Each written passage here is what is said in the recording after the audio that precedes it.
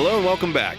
Before we get to part 2, Real Talk, please allow us to fulfill our capitalistic duty and plug our Patreon, the Contrarians Supplements. That's right. For a small fee, you too can help the Contrarians rage on. We have tiers ranging from just $1 to $10. It all depends on how much content you can handle. Starting at $1, it's the Travoltis tier, which gets you access to new bonus episodes focusing on a new movie every month, as well as access to the patron chat. Join other patrons in making fun of our opinions. Moving up to $3 is the Winonis tier, which unlocks access to our pre-recording notes, our video reviews, and our spin-off show, Contrarians After Hours. That's a more laid-back space where we talk about other things we've been watching, reading, playing, thinking about.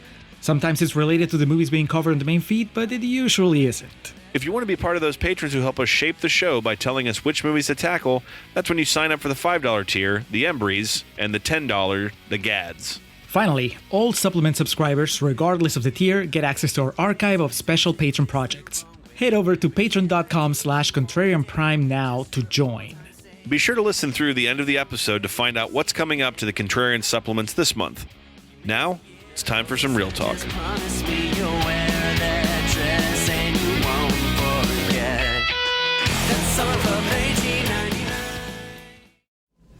should have put you down myself, personally. You know, I never understood that. Why did you judge me? Why did you judge me? You killed innocent people. The means to an end. You started a massacre. I caused the revolution. You betrayed the law. Law! I betrayed this! Your council's experiment, which failed in you! I was your brother, your blood, your friend. Who betrayed who? When are you gonna stop being a goddamn slave and grow up?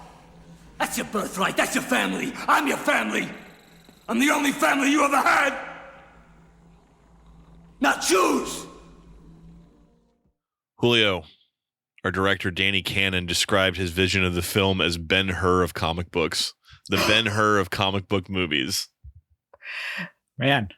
And turned down the offer to direct Die Hard with a Vengeance to make this film. That's the one with Sam Jackson, right? Yes. So ended up getting the director from the first one back. What's his name? McTiernan. John McTiernan. Yeah. I wonder how McTiernan feels knowing that he was second choice after the guy who would end up making Judge Dredd. Danny Cannon. Danny Cannon. I mean, that's good. You gotta aim high. That's how you are not going to achieve greatness by going just for the middle. Mm-hmm. You have to go as high as you can. And I actually appreciate that he didn't go, oh, it's just a comic book movie, whatever. And instead had a vision. Jesus, there's times where it doesn't feel like the people behind the movie have any sort of vision besides just put it out there and let's get some money. So good on him. May have been a tactical error in release date on this movie, Julio. As we referenced, I made a brief reference to Joel Schumacher and the state of comic book movies in 1995. 2 weeks prior to this, Batman Forever was released. And that movie made over $300 million. So Judge Dredd, maybe not the best timing. I can see kind of the wisp of the idea of catching, the rebound of the R-rated comic book movie and maybe going off of like if the marketing campaign was something like, no, it's time for the real business or something like that. Because obviously right.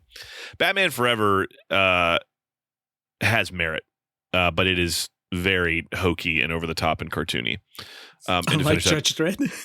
Well, in this we get some intense violence, but also the month of June 1995 at the box office saw Batman Forever, Congo, Pocahontas entered the fray. My God, Pocahontas came out on the same day as Batman Forever. It was the Barbenheimer of its day. What else came out in June of that year? The Bridges of Madison County and Die Hard with a Vengeance came out in May, but was still raking in the cash. Same with Braveheart and Crimson Tide. Jesus, there's something for everybody. Okay, here we go. I was going to figure out how long it was going to take for us to talk about this. It came out just the month before. Johnny Mnemonic was in theaters with Judge Dredd. That's crazy to me. because obviously there's movies are a little bit different with the approach to what's going on, but they both have that mid 90s like steampunk feel to it. You know what I mean? Yes. Casting their lead with somebody that might not be known at the time for being particularly charismatic.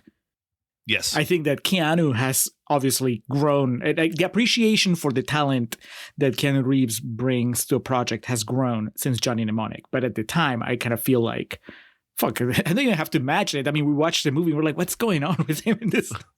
It just doesn't work. And yeah, I think that idea of, does he look cool? Yes. All right. Well, then nothing else matters. Stallone looks great. Oh, yeah. He looks awesome. But to correct myself there, steampunk's the wrong label. Steampunk's more in line with like Tank Girl. This is like technological, like a technology-rich dystopian future is how you would describe the theme of like Judge Dredd and Johnny Mnemonic, obviously. I would also describe it as better than Tank Girl. Both of them? Well, the Judge Dredd. Yes. And that's a rewatch I don't want. Tank Girl and Johnny Mnemonic, just to figure out which one's better. Yes, I'm good with both of them.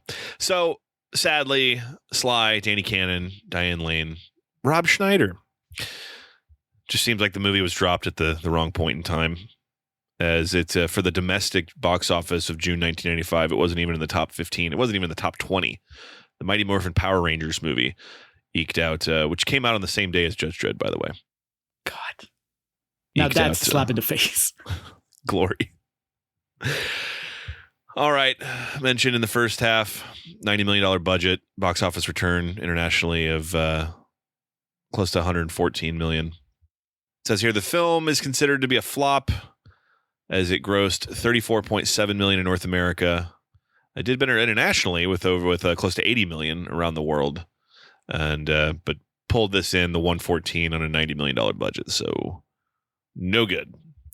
Rotten Tomatoes, the film has an approval rating of 22% based on reviews with an average of 4 out of 10. The site's critical consensus is Judge Dredd wants to be both a legitimate violent action flick and a parody of one, but director Danny Cannon fails to find the necessary balance to make it work. I would contest, I don't find at any point of this is trying to be a parody of action films. It's obviously just trying to be a big, loud, violent action movie driven by Sylvester Stallone. You have the comedic relief, but I don't. Did you get parody anywhere in here, Julio? No. I think this guy might be getting confused with the fact that the movie is not even satire, but the idea of Judge Dredd it is social commentary, right? Mm-hmm. It is supposed to be not necessarily making fun, but pointing out the ridiculousness of its own premise. But I think that runs parallel to it being an action movie. It doesn't get in the way of it being an action movie. So yeah, I think that he just got his wires crossed there. And this merits further discussion for sure. So 22%, Julio. That was the critical consensus we had there. Which quotes did you pull that reflect this movie in a positive manner? Now you have to admit I helped out on that one. I mean, that was all me, baby. All right. Fresh tomatoes, round, red, ripe. Brian McKay from efilmcritic.com says, the kind of film that defines guilty pleasure. Stallone and Schneider are miscast, but the mindless sci-fi action is fun. Alex, guilty pleasure? Yes, no? Maybe? Yeah, I could see that. More concerned with the idea that Stallone and Schneider are miscast. Specifically Schneider. Like, how is he miscast? He's literally playing a Rob Schneider role. Yeah, did he want to swap them? I would be there day one, midnight release, if you gave me a Judge Dredd movie where Schneider plays Judge Dredd. I am. But he's still doing the Stallone voice. Yes. Next, Drew Deitch from Giant Freaking Robot says, as a piece of pure production, Judge Dredd needs to be heralded as one of the best achievements of the 90s. Everything about the film's texture is a resounding success. I think you agree with this. I do as well. Yeah. Production design. This is good. Like Johnny Mnemonic and Lawnmower Man are two examples of movies from this point in time. Lawnmower Man's a bit earlier, 90s, but like we watched those. And some of like the effects age to the point of like laughable. Yeah. I didn't see anything in this movie that I thought was like looked out of place by modern standards. I mean, you can tell clearly what like is computer animated or, you know, engineered, but it still looks really good. There's a lot of practical sets, obviously, which is fantastic. But even when they do like it's like the Joel Schumacher Batmans, and that like a lot of those movies are rendered digitally also, but they look fine because they're supposed to look cartoony. You know what I mean? Yeah, there is, and this I would expect from a movie from that time. Some of the green screen, I think it's when they're flying, it looks like, it looks like it's from really 30 fake. year ago, but it doesn't look terrible. But it's the only time where I would actively notice it. The rest of the time, it's just, this feels cohesive. It's just that aesthetic, and it looks great. I think that obviously, they're taking a lot of the design just from the comics. Again, I haven't read the comics, but I've seen plenty of Judge Dredd images from the comics, and that costume design is amazing, and I think it translates really well to live action. So that's great. And then from then, you know, it kind of expands through the rest of the movie. Like the robot looks great. It's really Rob Schneider climbing on top of that robot, I guess. Yeah. Rob Vox from Flipside Movie Emporium says, definitely a guilty pleasure, and Stallone should never have taken off his helmet, but it's not nearly as bad as everyone claims. Yeah, the helmet thing is obviously more loyal to the source material. I don't care. Yep. But yeah, that's immediate thought. I've had to have seen this sometime in my life, but I had no retention of anything outside of you betrayed the law. And immediate takeaway was like, yeah, this is nowhere near as bad as people say. Siskel had it in his worst movies of the year list in 1995. And it's... Come on, Gene. Yeah. We just mentioned the Mighty Morphin Power Rangers movie. I understand there's a lot of people blinded by nostalgia when it comes to that, but this is a better movie than that. Yeah, that's... I don't know. It really baffles me when it comes to somebody like Gene Siskel, who obviously watched like 4 times the amount of movies than a regular person does. Yeah. So you would think that he would have even more depth. You have more of a selection as far as what his bottom 10 are. That's really weird. And the helmet, yeah, I have no attachment. I think... we'll talk about this in a minute. Finally, and I just noticed this, Alex, Rob Vox double dipped here. Because he did another one for the Sci-Fi Movie page. So I guess he reviewed Judge Dredd for 2 different outlets. But he has a different quote. He says, if it can't stay true to the title character, it at least delivers a little modest popcorn fun to those willing to lower their sights. How much do you have to lower your sights going into Judge Dredd, Alex? Knowing that this is a mid-90s sci-fi production. I didn't have to lower shit, man. Perfect example. But is there a difference? Is there a difference from you going into Judge Dredd as if it was released today versus if you went to Judge Dredd knowing, like you did here, that it's a movie from the 90s? Yes. There's that caveat. But there's no lowering? No. Okay. I rewatched Watchmen this week, and that movie has aged incredibly because of what like the genre has become and the as predicted in our episode 100th episode. Yeah, it's true. It's still not a perfect movie. That ain't a 5-star affair. But when you just compare it to what's come since, and that movie, Judge Dredd is 30 years old. Fucking Watchmen's 15. Like it's impressive. And I think time has helped a movie like Judge Dredd also. It's funny. And we've talked about this before, like how much expectations and what's acceptable has greatly changed. And acceptable being very relative. But for this movie to come out in 1995 and just get completely buried is, I think, telling of where people's expectations were. And they had no capacity for schlock. And this movie's, it's a grade above schlock, but you know what I mean? And so I think watching this in hindsight benefits it. If I went into it today, all right, so the same movie comes out next week. Number 1, 90 minutes. So we're already off to a better start than, where we're at with a lot of superhero movies of the day, comic book movies, etc. Number 2, I meant it in Contrarians Corner. To me, at no point does this movie ever betray its tone of ridiculousness. There's never like a moment that makes that asks me to take it more seriously than it deserves to be taken. You know what I mean? Max von Sydow's death is he goes, ugh, and then like one eye's like open still when he dies. And you know, it's Stallone, and we've had long discussions of Sly on our main feed on After Hours. Yeah, 2 years later he made Copland, and is Copland a better movie? Yes. Is he better in that? Yes. But the Stallone, like this, a great example. There's other movies he came out with in the 90s that this is way better than stupid action movies that do things like interject seriousness or ask me to take it like, you know, for more than it actually is. It's a comic book movie with Sylvester Stallone and his sidekick is Rob Schneider. And what does this movie deliver? Exactly what you would expect if you read that on paper. You know what I mean? Yes. And I think that if that's all you want, then maybe that's enough. And I think there's a bit more to it than that, but we'll get to that obviously. Right. I think the problem is that the Judge Dredd character, the property itself, it's supposed to be a little brainier than this movie, or at least than this movie is on the surface. I think it kind of like we referenced in Contrarians Corner, the core concepts are still there underneath the just the very superficial action movie that's Sly and Rob Schneider. Hilariously, you could say that exact same thing about Zack Snyder's Watchmen also, that some of like the commentary is lost in the way he executes the film. Yes. The law doesn't make mistakes. Really? Then how do you explain what happened to you? As far as Stallone goes, I think it's perfect casting.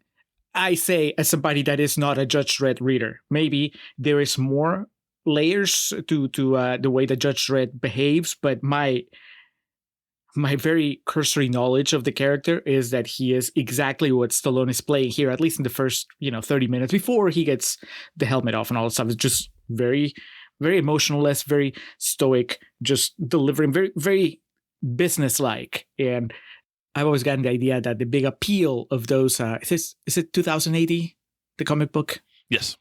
Right? That those comics, it's about the social commentary of this world that Judge Dredd moves into. And so he's just a tool of the establishment that is not about big character arcs for him. I could be wrong.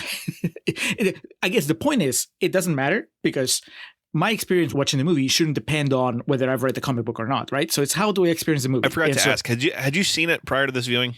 No, first time. I've seen the other one. I've seen the Carl Urban one, which is fine. It's a Carl Urban one. It's like a fine action movie that never, and I could be wrong because I've only seen it once, but it never really struck me as, this is exploring or has the potential to explore like a lot of cool stuff in its world. The Carl Urban one feels, you've seen it's not The Siege, The Raid. You've seen The Raid. And yes. I remember reading a lot of comparisons because it's basically, there's a little bit of setup and then it's just him and Olivia Thirlby. They're just trapped in this tower. Star of Oppenheimer, last year's. Oh, man, yeah. There's two Judge Dredd connections to Oppenheimer. Olivia Thirlby and James Remar, both in the Best Picture winner of last year. It's time for another Judge Dredd. But yeah, they're stuck in this tower and they're basically going up the tower or the building towards the final boss that's at the top. And that is kind of limiting as far as the scope of the world of Judge Dredd. Yeah, you're right. Yeah. So I remember hearing the complaints, like reading the complaints about that. It was like, well, this is a Dredd movie that doesn't really explore the Judge Dredd world. And this movie does that. The Stallone Dredd does. I knew that even before watching this. So that was my main thing going in. I know, yeah, of course, Carl Urban never takes the helmet off. And Stallone does here. It doesn't bother me. Like I said, I think he looks cooler when he's in full costume. I feel like the most interesting part of the story is in the city and in the daily interactions of these judges and how they deliver the law, how they execute the law. And once he goes into run, he's wrongly accused and he escapes or whatever. This just becomes kind of like generic action movie stuff, which is fine. Yeah. If you went into Judge Dredd because you want an action movie, then it never disappoints in the sense that it always gives you an action movie. But I went in more for the sci-fi aspect of it, and it was giving me that at first, and then it just slowly transitioned into now we're just like explosions and firefights, and now they're flying through buildings, and that's where I think for people like me it drops. But Yeah. it is not. I think it's not Stallone's fault. It's not Rob Schneider's fault. It's not Diane Lane's Certainly fault. not. Yeah, Diane Lane's fault. Yeah, the Daily it's great. I think, as we pointed out in Conservatives Corner, I think it's hilarious that her subplot amounts to nothing. Yeah. And that it ends literally with her, like, I'm not using this term to denigrate them. It's literally just like a cat fight that they end up in. Yeah. Hair pulling and, choking and shit. As was the style at the time, Alex. As you like to was say. the style at the time. Yeah, it's not Armando Santi's fault, because if there's someone who understood the comic book nature of the performance here, it's definitely him. Yes. Yeah, he is. He's. I don't think that anybody could have done better. he was given this guy. He rants and raves. He has enough presence. He's fine. But I mean, you have to. That's always the big dilemma, I think, with adaptations and how you judge them and all that stuff, right? Like we've done it. We've done our fair share of adaptations here on the show, and I think it always comes up. It's like, how do you experience it as somebody that is a fan of the source material, and how do you factor that in when you're watching the movie? And so you have to consider how many people going to the movies to see Judge Dredd were expecting a good adaptation of the comic they wanted, and this was not it. I can't judge that. You can't judge that because we haven't read the comics. But if somebody tells me, well, I hate it because they took this character in this world that I like and they turned it into just a very superficial Sylvester Stallone movie, I'm like, all right, that's fair. I mean, we've had experiences like that of our own. Like, can you think off the top of your head of like a property that was adapted and it kind of lost its soul that bothered you? The Friday the 13th remake from 2009.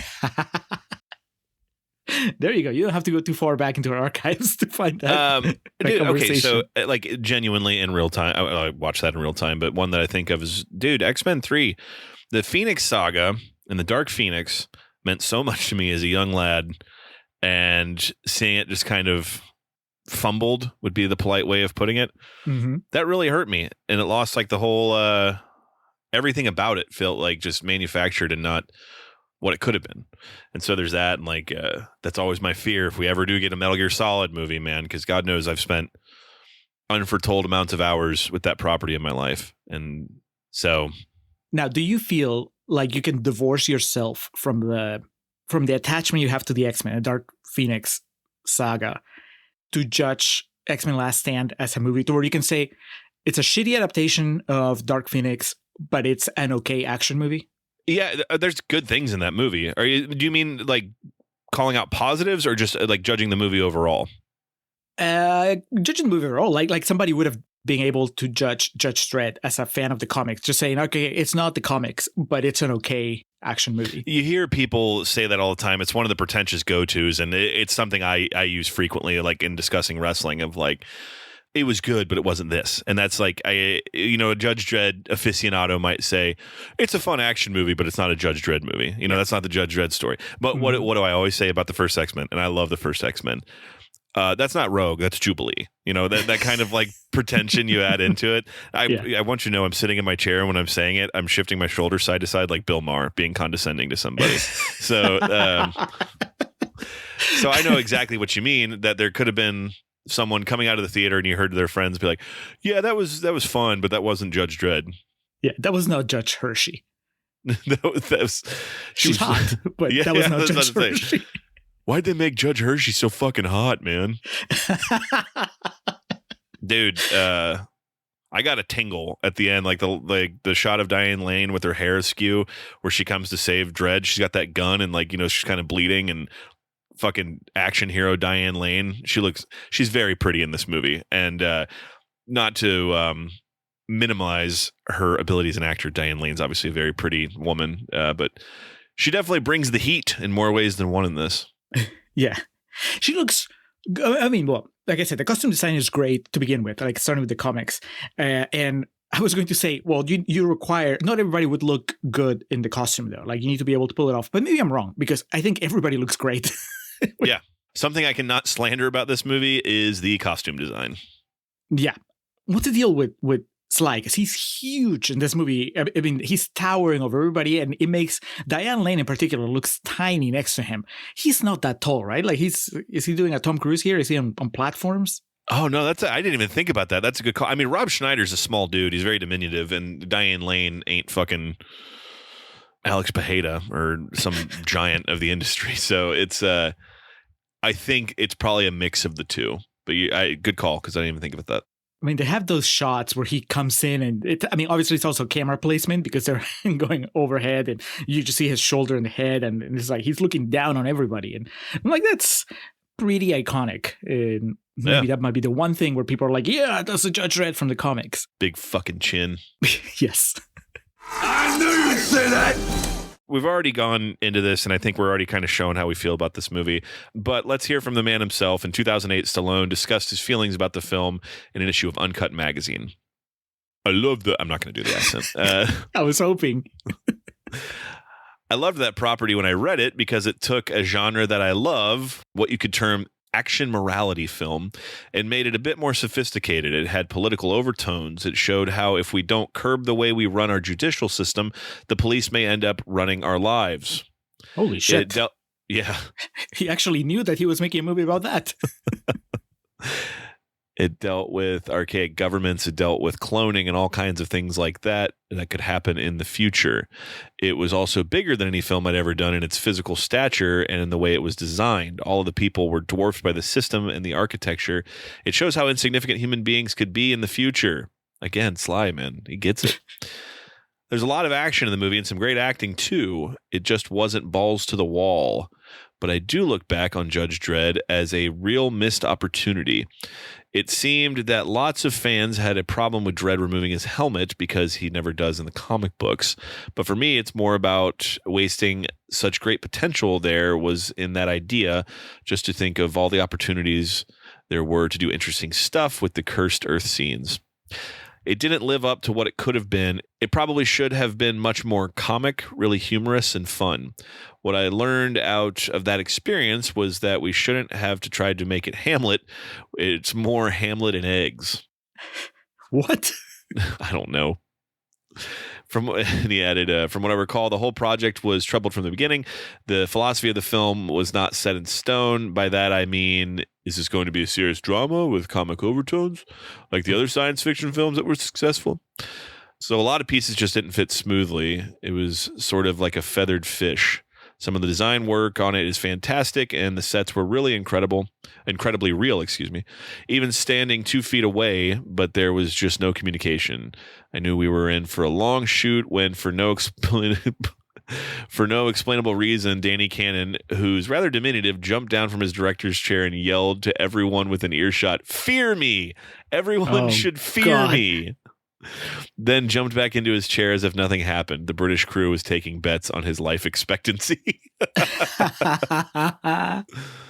Come on, Danny. And then to what we were saying, John Wagner, the creator of the comic book character the film is based on, said, he told Empire in 2012, the story had nothing to do with Judge Dredd, and Judge Dredd wasn't really Judge Dredd. He said that it was a pity the way the film turned out since the production values were great and they had the budget for it. He also said they told the wrong story and tried to do too much. All right, so from the mouth of babes. I will say this, just to add to what I said about the helmet. Yeah, it doesn't bother me that he removes it. It's in like, oh, it's not sacrilege. I do think that it's kind of a mistake to keep him out of the, not just helmet, like out of the costume for the entire second act and third act. You know what's a modern example of something like that people freaked out about that I also didn't care about, and I had much more investment in this property? When John Bodega, what's his name in Star Wars? Finn. When Finn picks up the lightsaber and tries to use it, people were like, nerds, were like aghast that like a non-Jedi could pick up a lightsaber and try to use it. And that's a very material, like an object centered outrage. And I think that's an example, like here, people, the helmet and, yeah. In the case of Star Wars, I didn't give a fuck because I thought it was the way it was presented was pretty great. But in this case, it's not like he's instant. Like it makes sense in the story. He fails exactly. And in here with Judge Dredd, listen, Metal Gear Solid's a great example. There's things they could do in that movie involving inanimate objects that would drive me fucking nuts. This movie again is hypothetical that I'm making up in my head, but I'm trying to think of like a property that they could do something that offends me to the point of being like, oh, that doesn't happen in the comic. But even still, I'm also older and care less about shit like that a lot of the time. I don't know. I'm trying to put myself in the shoes of like a diehard fan going to see this movie. You know what I mean? But I think it's like you just said with Finn, and even look, I don't like. I think Iron Man 3 is a really bad movie, and one of the things is that Tony Stark. There's no why it's bad, but one of the things that happens is that Tony Stark spends most of the movie outside of the armor, and that's because Shane Black had his thing. He wanted to explore the man, and so instead of the armor, he takes him out of the armor so that we can see Tony Stark do things. Figure things out without the aid of the armor. And I'm like, that's fine, because that was Iron Man 3, So if you try to do that shit with Iron Man 1, I think that there'll be more of a backlash. It's like, hey, I paid to see Iron Man, not Tony Stark running around.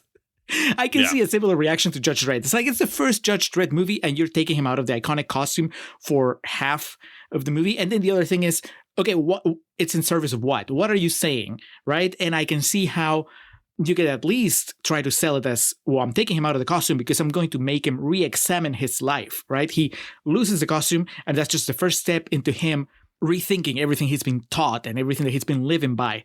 The problem is that the movie doesn't do that. Yeah. It's like, now that we're not in Contrarians' corner, I can tell you, it ends exactly where it begins. Like, Stallone learned absolutely nothing, even though there were people literally shouting it in his face. I get the feeling, correct me if I'm wrong, that by the time that we get to the end, Judge Dredd is exactly where he was at the beginning. It doesn't matter to him. He's just a street judge, and he's going to go on. And if that's supposed to say something about society, I don't think that it lands, because it gets lost in like... You missed the mark there. Yeah. If your point is that, well, look, even a super cop that it's like one of the good ones misses the point after going through this adventure, because that means that society is fucked, right? Mm-hmm. But there's so much action movie bullshit at the end that it doesn't really read like that. It just reads like, oh, because it's an action movie, the cool thing that he can do is put his helmet on, kiss Diane Lane, and then drive away, or ride away, rather. So I think that there was maybe a way of making people be more at ease with the idea of him not being in the costume, but they really didn't capitalize on that. Instead, it just reads like, well, we took him out of the costume because we needed to see Stallone's face. Mm-hmm. Like, oh, well. That's the moneymaker right there, baby. You should look up the box art for the VHS, and what's stayed the box art for like most of the DVD and Blu-ray releases is it's Stallone shooting a gun without his mask on, his helmet, excuse me, with his hair slicked back, not looking like he does anywhere in this movie. Because I guess that's the idea. Oh. We got it. Yeah. I just pulled it up. What the fuck? Right? I do miss the actors that were so iconic. They just had the last name on the poster. That's or the box art rather. Well, it was a poster too. The poster's fucking awesome for this movie. That's one of the coolest things about this movie. Just do that. Put that on there. You can identify Sylvester Stallone by his lips and chin, man. It's also Sly. His name is on the poster. Exactly. That trend lived up until the early 2010s. Before physical media started phasing out, the trend of I always go to Drive had the worst box art, because it was just like, we have to like make it look like it's a Fast and the Furious movie with Ryan Gosling in it. So anyway, let's say Gosling in big letters at the top. Gosling in big letters. What would be the funniest like modern version of that? Sarah. Murphy. Cillian Murphy's next movie is just big all caps. So what are you doing down there, Judge Hershey? Waiting for backup. All right, so this movie, Alex, it's an action movie. It is. I feel like it's become a thing now. It's not even it's not a bit. It's just that it's very easy to go back to a Ricochet episode to. Great film. To easily reference the division, the differences between the way that you consume an action movie and I consume an action movie. Yes. Would you say that's accurate? Yeah. So in that sense, would you be surprised to learn that once it just became an action movie in the third act, I lost interest? No, that does not surprise me at all. But you were happy? You were just like all in those last 30 minutes? Or did you also feel, maybe to a lesser degree, but do you also feel like the movie got less interesting? Yeah, I could feel it running out of steam about halfway through, with specifically the cannibals, the escape from like the cannibal lair. It was, it was kind of shocking when they showed that human body roasting. I was like, oh, fuck. But like, aside from that, it was when it became clear the movie was going to be Sylvester Stallone and Rob Schneider's his sidekick. It kind of lost a bit of steam for me. I made it all through in one sitting, though. I didn't have to take any breaks. I that's not to say I didn't enjoy it. I think this movie definitely has. I was thinking about Barbed Wire too, because that's around from the same point in time, and that's has a similar, a bit more vicious, but a similar legacy of people just talking about how bad it is. And you and I came away from that movie saying, "No, it's not." Yeah. And that's kind of like this here of, yeah, it runs out of steam, and I feel like there could have been some improvements, but I was hooked till the end just to see, how this was going to end and what was going to happen. To say it ran out of steam's true, but it's by the third act, like the chase scene when they're on those like hover bikes trying to get away, I was like, okay. Yep. And it's the first thing I can think of when I think of third act. I was like, yeah, me just completely out of it watching them fly around. I was like, all right, get wherever you need to get because this is not doing it for me. Yeah, and you could have done something much easier of like they're trying to stop Armand Asante from activating the Janus Project, because the whole thing added in of like, oh, we're going to go ahead and deploy these guys, and then we get to see like a couple monsters come out of those pods, and then it doesn't pay off in any way. It would have been easier just to like, the whole point is he blows up the lab to stop it from happening. But, there's things sprinkled in there that are, I'm not going to lie, I did get a massive hoot and a holler out of Diane Lane fighting and having like that action sequence. And then Armand Asante's Oscar clip during all this, it brought me back in. And Rob Schneider, he and I appear to be on opposite ends of the political spectrum, and he's very loud about his support. So I'm not going to say I'm going to have Christmas dinner with this guy at any point in my life, but he was part of the golden years of Saturday Night Live, my golden years, and before anyone gets mad, but like, my childhood, and he was funny. And I think his act in the early to mid 90s, like just the Rob Schneider-ism, it worked for me. I mean, that obviously I grew out of that with things like Dumb and Dumber is a great movie. Great comedy, I should say. All time great. The introduction of the line "Kick his ass, Seabass" is that movie's one failing, because I don't know if I've ever been to a sporting event where someone didn't yell that thinking they were funny. Far, far worse, however, is from The Waterboy, in which Rob Schneider has a cameo where he says, "You can do it." The Waterboy is not a good movie. And on top of that line, the generation I grew up in heard that all through high school, college, and like I said, still sporting events that I go to. People think they're funny by yelling that. And I hold Rob Schneider personally responsible for this. If you liked him better as a person, maybe you wouldn't. Yeah, exactly. The point I'm trying to make is there's negatives to him, big ones.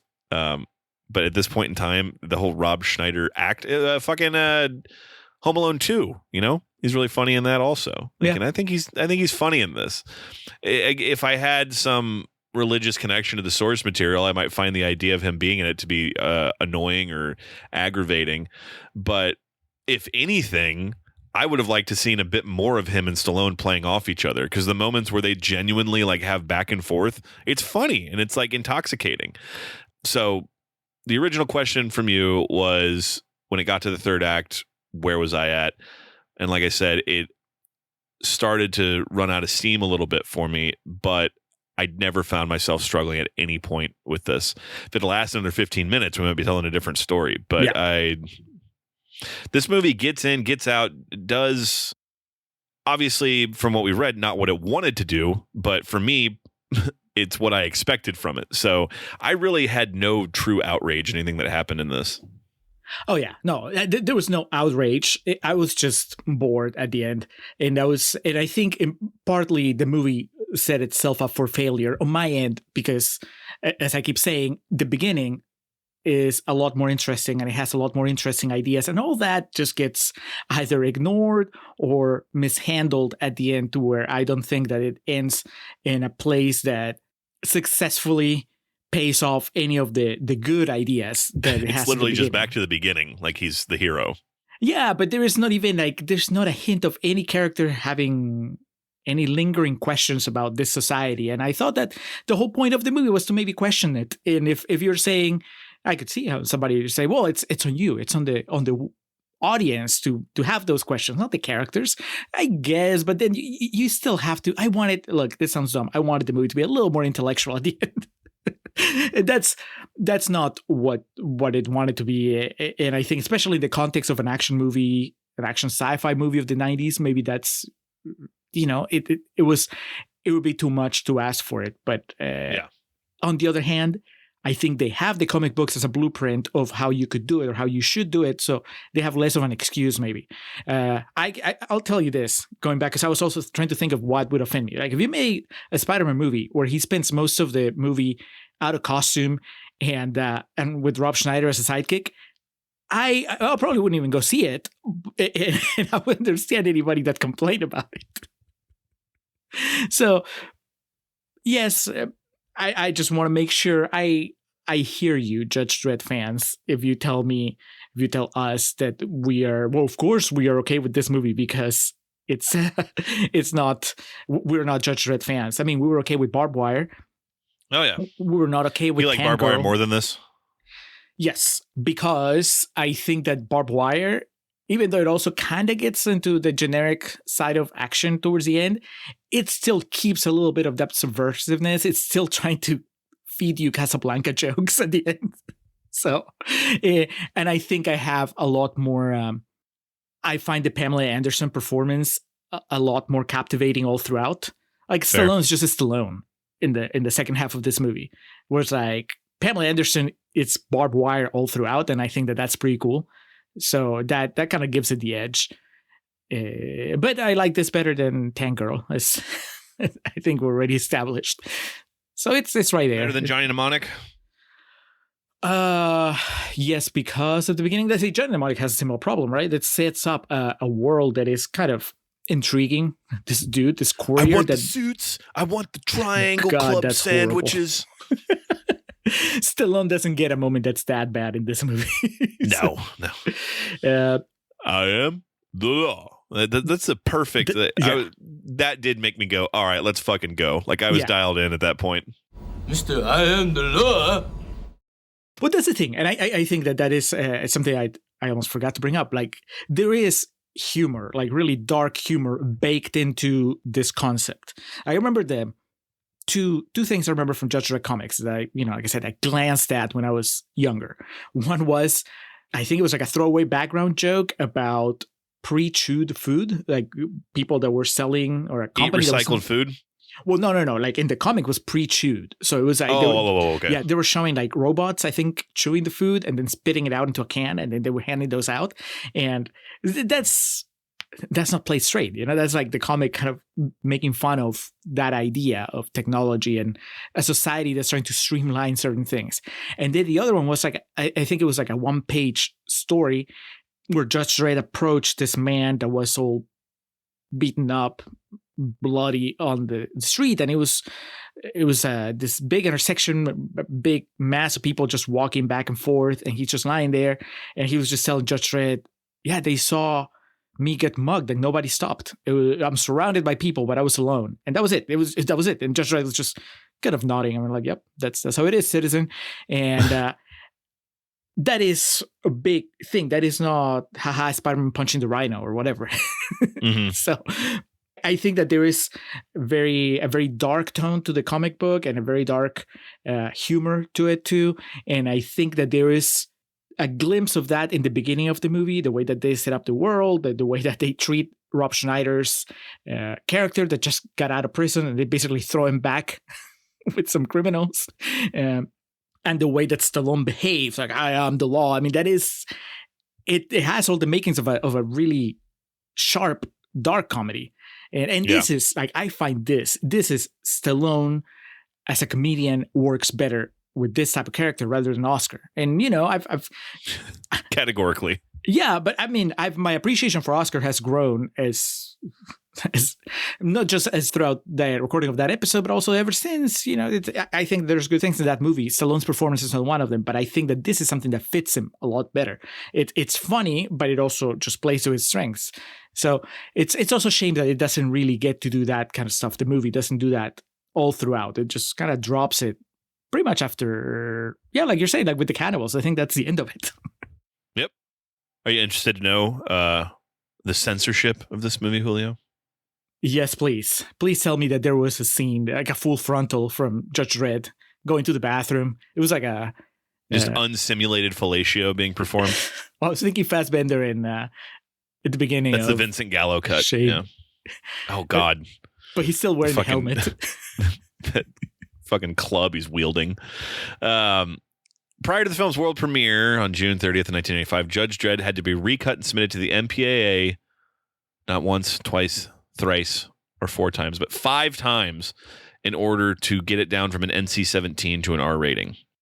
This was before Stallone in the studio tried to cut the film even further to get to a PG-13 rating. And I was thinking about that. They don't say fuck in this movie, do they? And there's obviously not nudity, so it's just the violence. They'd probably say this world's version of fuck. Yeah, should have just said it's historical retelling of Abe Lincoln, so we get people getting shot and motherfucker in there.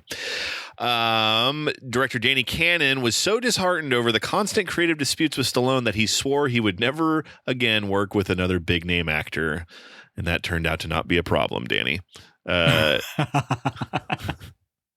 He also stated that the final version, he could be cool. It's just that story Stallone told made me roll my eyes. The fear me thing. I don't know it. Danny, if you're listening, I apologize. He also stated that damn it, no, because fucking Jim Sturgis is in. Andy Garcia is in Geostorm, so he did work with a big name actor again. He also stated that the final version was completely different from the script due to the creative changes demanded by Stallone. And this sounds about right. In later interviews, Stallone said he thought the film was supposed to be an action comedy film, so demanded rewrites to make it more comedic. That seems to kind of go against what he said. It's a little bit in there. He didn't say comedy in that interview we were reading with him. He said it's supposed to be more comic, but the director and screenwriter had a darker, more satirical vision, which sounds probably more in line with what would have worked a little bit better for you and I. Several entire sequences were deleted from the theatrical release to reduce the violence and darker tone of the film. For example, a scene where Rico kills news reporter Hammond and his wife was originally much longer and bloodier, as it showed them getting hit by bullets in slow motion. Likewise, the ABC Warrior robot was to kill Judge Griffin by ripping off his arms and legs. But this was changed, and I knew in my heart when I was watching this and I saw how it was presented, I was like, they probably tried to actually film this where like a dummy got its arms and legs pulled off. Yeah. Cannon wanted more violence because it was in keeping with the comic's source material, but the studio and Stallone wanted a PG-13 movie with more focus on humor. Even the film's climax was deleted. Scenes showing Dredd fighting and killing clone judges was removed prior to theatrical release. Here we go. We talked about that too. And how it would seem kind of pointless, but man, if Sly was just cutting dudes' heads off, just keep that in the fucking movie, man. I mean, if it looked cool, that's the thing. If it's just gonna be more generic action, then I'm glad they cut it. Well, we'll never know, as some promotional stills were published in Judge Dredd magazine showing Dredd shooting one of the clones. So there's shit out there. It's oh shit, what is it? The one with Terry Kaiser, the Friday the 13th Part 7. I think I told you about that. Was I think the one they had the most trouble with getting an R rating. And some of the original like kills you can find like basically like VHS, 4th generation VHS quality recordings of it. So who knows if there's this footage that actually is still out in the ether, or if it was a la Freaks thrown in the incinerator and Danny Cannon just had to salute it and say goodbye. He did it out of spite. Man, that specifically the Hammond scene, you know what that sounds a lot like is RoboCop, that when Murphy got killed, how they had to cut it down because it got like an NC-17 or would have been X still at the time. I know that was the scene that when it was put back in, everyone's like, oh, because it is still just ridiculously in the original cut. It's still so bad. Oh yeah, it's to the point of almost comedy because it's so over the top. And it's pretty interesting how the MPAA doesn't really seem to exist anymore. And I know that they do, but when is the last time, and this is a legitimate question, I'm not being rhetorical here, the last time there was some big movie that came out that talked about the struggles of getting, like, you know, the rating they wanted, or, you know, approval from the MPAA? Because it's, what do we do now? Short of graphic depiction of intercourse, that's what gets you an NC-17 rating. Because violence wise, I don't know if there is a cap on that. That fucking, in a Violent Nature movie, dude took a girl's head, he went in through her back with a hook, hooked her head into a hook, and then pulled her head and spine through her back. Like, that's and it showed the whole thing happening. And so it's I don't. PG-13. Yeah. All right. So I kind of missed this, and that, being a horror fan, obviously, is from the days of 70s and 80s horror, that it seems like every big release you read about that was like the fucking chess match with the MPAA, and it tickles me endlessly here that Judge Dredd faced the same issues. Like, there was an NC-17 cut of Judge Dredd that involved, but by this account, no like graphic act of sex, because that seems to be the only thing that really puts it over the top. Because you think like Blue is the Warmest Color, that it's the sex scene, that's it. Like, it's not like there's really anything else in there that's objectionable. 7 summary executions. Were they necessary? Unavoidable, sir. I think it literally comes down to, and you and I have lived through this in the past 2 decades, just it doesn't really matter as much anymore. And of course, it goes back to people aren't going to the theater as much as they used to. It's also, though, it still can make things funny, or it can help stress a point of, that's the whole thing with Oppenheimer. It's a rated R 3-hour movie about a scientist that made $1 billion. Like, that still means something. And but for our buddy Judge Dredd here and Sylvester Stallone and crew, I have a hard time believing this would have done too much better if it had gotten down to a PG-13, you know? Oh, it was not, especially once you laid out the battlefield that year. That spot was already claimed. The comic book PG-13 movie, that was it for the year. I mean, I don't know that Batman Forever, was it Batman Forever or Batman and Robin? Forever. Robin was 97. And I gave Batman Forever its propers in the first half. I think that movie gets a lot of unjustified hate, and I think it's actually pretty solid for what it is. Batman and Robin stinks. There's no way around that. When people try to do the retroactive defense of Batman and Robin, I'm like, all right, let's pump the brakes here. So I want to make sure my thoughts don't get lost in the ether on that subject. Well, even so, I mean, I think those movies, they might have had something to do with the problems that Judge Dredd faced when it was released, but they're not entirely to blame. It's just that, I don't know, they would have made a difference. The rating, I think it's just more of a conceptual thing. Judge Dredd as a hero is more niche, and then they kind of alienated that niche audience to begin with. So you're really just counting on Stallone fans, Schneider fans. You halved the have that you had. Yes. Yeah. So yeah, it was, I think there was a problem with the original idea behind the project. Can you make it work? I mean, I don't know. That second Dredd also didn't end up getting a follow-up, so I don't think it was particularly successful. It just might be one of those tough properties. Who knows? We were talking about, just at the very beginning, I told you The Crow just flopped, and the most recent Hellboy adaptation also was kind of a disaster. Part of that Crow thing has to be like how poorly it was received going in, but I don't know. Nobody wants a Crow remake. Yeah, I mean, but that's a movie that's from how long ago? Like, it's the 90s, right? So 30 years ago. And I was about to say, if you don't want an insert property here remake, that ship sailed long, long ago. Yes. I guess we're about due for a Judge Dredd reboot, so we'll see. Straight to Netflix. It'll be a Netflix miniseries, and it will star who's a big one of the Stranger Kids. Cillian Murphy. Okay, so Cillian Murphy as Judge Dredd, but Stallone makes a cameo as the head judge. No. To get real meta with it, Stallone is Hammond, the reporter that gets gunned down that frames Judge Dredd. He doesn't even get to put the costume on. This fall, Murphy.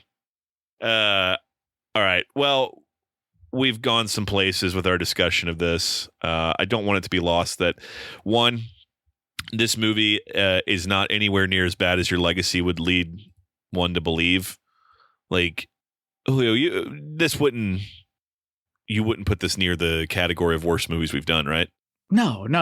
Yeah, that's okay. not it. It was a relief to find that out because I was bracing myself for really bad time. Yeah, kind of the same here. I think I had that mentality. And one, not as bad as its legacy would tell you. Two, easy watch.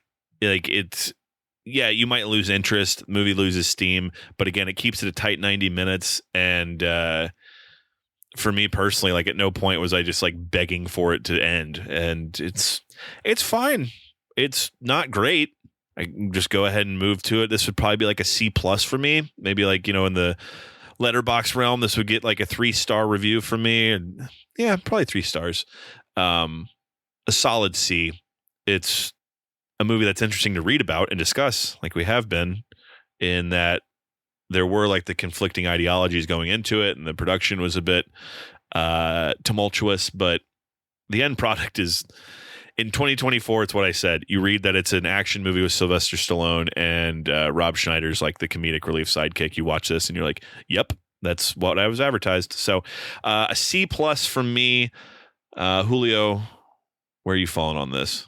Are you going to rate it higher, lower, or the same as Ricochet? I don't Ricochet is a much better movie than this, but you give it like 2 stars or something asinine.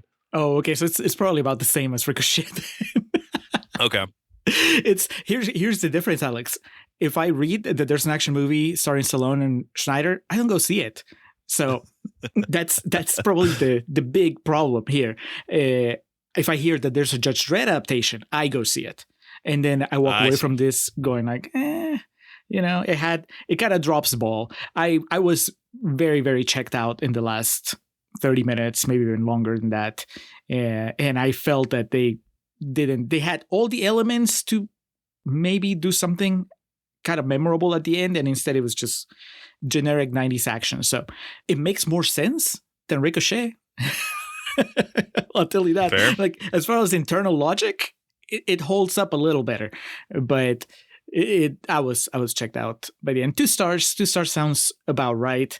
I stand by what you just said. It's better than its reputation, but again, as we've been saying through the entire episode, this is coming from 2 people that are not familiar with the Judge Dredd comics, and that fully acknowledge that if you have a love for a property, you may have a much, much more stronger reaction to seeing it mismanaged in the way that this movie apparently did. So my somewhat solemn vow is to, at some point before the end of the year, read some Judge Dredd comics, maybe bring them up to an after hours in the future. Outstanding. I knew you'd say that. So that's Judge Dredd. Julio, what awaits us next? What cursed earth do we traverse next? Alex, cursed is appropriate. We are going to the big one, World War II. Have we done a World War II movie before? I remember. Oh, boy. Yeah, I think historically we've tried to stay away from war movies because the idea of being sarcastic and facetious about them is not very appealing to me. Yeah, I understand.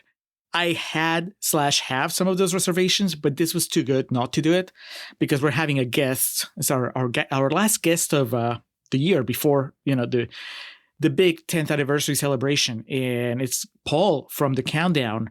And we know for a fact that that's Saving Private Ryan is one of his favorite movies. So having him on to do the Contrarians thing on Saving Private Ryan, it was just, we couldn't pass that up. So that's what's coming up next. Saving Private Ryan and also Steven Spielberg. It's always, I think that we can thread the line and we can just make fun of Spielberg and make fun of the filmmaking while still being respectful of veterans and everybody that fought the Nazis. I would hope so. I'm not terribly I'm not counting down the days to this one, I'll tell you that right now. Look, I'll say it now, and I'll probably say it again at the beginning of Contrarians Corner of that recording. I think it's a great movie. Oh yeah. So you can all rest easy as far as how we feel and what we're. I mean, it'll be an interesting real talk anyway. But as far as fun, I think that we can. There's some fun stuff with the cast and the plot that we can respectfully address in Contrarians Corner. So That's it, Saving Private Ryan. Will we fall on our faces right before we celebrate our 10th year anniversary? Stay tuned. But that's coming up next. And for our wonderful patrons, Julio, what can they expect for the after hours for Judge Dredd? After hours for Judge Dredd. Well, Alex, a couple of episodes ago, I regaled you with details of my trip to Italy, and I said that in a future after hours I would talk to you about the movies I watched while I was on said trip. So this is it. I'm going to tell you about how I finally caught up with Zoolander, the first one. Haven't watched the second one yet. Was that a first time viewing? First time viewing. Wow. It's part of my ongoing quest to 100% Winona Ryder on Letterboxd. She has a cameo, as you probably know. Mm-hmm. And then I watched a couple of newer movies. I think they're both 2024 releases. Abigail, have you seen the trailer for that horror movie? It's from either late last year or the doll? No. Abigail is about the ballet dancer, this little girl. The ballet dancer gets kidnapped by a bunch of well-known character actors. And then horror. They're all trapped in this house, protecting her, I guess, and bad stuff happens. And then I also watched a movie with a potentially problematic name, which I think is part of what affected its Carano? Destiny. No. The next most problematic thing. It's called The American Society of Magical Negroes. Man, whoever was in charge of marketing. Jesus. Yeah. It's a comedy, and the name makes perfect sense. I'll explain to you why when we get to the after hours. But that's me. What are you bringing to after hours this time? For my contribution to after hours, just catching up on some movies I've watched in my free time recently. Last weekend, I had a music doc kick, and I did a double feature of Bob Dylan, Don't Look Back, 1967 documentary, and then Gimme Shelter, which of course we've talked about Gimme Shelter before. So I just want to re-stress that it's a 5-star all-time classic rock doc. But we're talking about Bob Dylan, Don't Look Back, and then a random movie I picked and just watched by the pool in one sitting. It's called Gloria Bell. It's a 2018, I don't know, I guess drama you would call it, starring Julianne Moore. And Michael Cera plays her son in it. So, it's good. Michael Cera, does it say Sarah at the top of the poster? No, it's Moore. It's Moore. And it's just her face. Gloria Bell. So Don't Look Back, the Bob Dylan documentary, and Gloria Bell will be my contributions to After Hours. I also rewatched Prisoners last weekend because my mom had never seen it before, and we watched it. And she... the next day was like, can we watch the last hour of that again? Because she was like still trying to like piece it all together, how it all fit. And I've put over that movie possibly more than anything that's not called Good Time on this podcast. So y'all know I love Prisoners. So we got Zoolander, Abigail, that American Society movie, Don't Look Back, and Gloria Bell coming to that rhyme too. That worked perfectly. So a loaded after hours. Also, you mentioned Gimme Shelter, and that was a very, very early QVR that you assigned to me. So it's perfect follow-up to our QVRs for this month, as we've been saying, is the movie Free Fire for you and I Saw the Devil for me, both assigned to us by Filmbusters Paul. Out of this recording, we're like really early. We're just starting September, so I have a few weeks to brace myself to watch what sounds like it would be a horror movie. I don't know. Free Fire, Alex, I don't know, action. Will be as action-packed as Judge Dredd. We'll find out when we watch it. Time will tell. Yeah. And then for everybody, the bonus episode this month is basically part 2 of our Stallone double feature orchestrated by patron Chaz Fisher. We are watching and talking about Demolition Man. Alex, you've seen it before. Is that right? Maybe. Oh. No. No. I get it confused with something else. The poster and VHS box art is burned into my memory, but I don't know if I've ever actually sat and watched the movie. Oh, that's awesome. I've seen it once, so my memory is kind of foggy. I know some of the things. I am glad I have not said anything that would spoil some things in the movie for you. So I look forward to this. And you should too, all of you patrons. If any of this sounds interesting, of course, for you non-patrons, go to patreon.com/Contrarian Prime and check out how you would like to contribute to the Contrarian supplements. But that's it, Alex. Let's get out of here. I knew you'd say that. Beautiful. Perfect.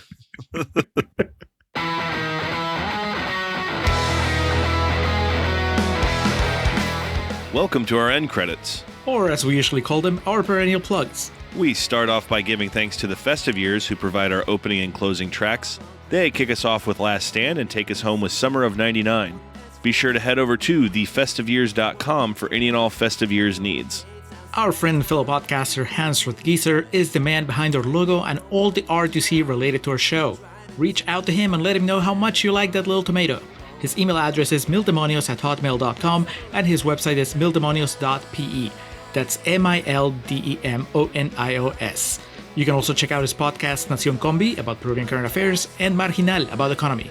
Hans, thank you for all your support. For those interested in the regularly absurd world of professional wrestling, Joe and the boys over at latenightgrin.com have you covered. Tell them the Contrarians sent you. And we like to close with special thanks to our social media team of Zoe Perez and Coriari. Each of the social media accounts we mentioned in the introduction look as good as they do because of their work. So that'll do it for this episode of The Contrarians, where we're right and you're wrong, and we will catch you next time. How much money he makes a year.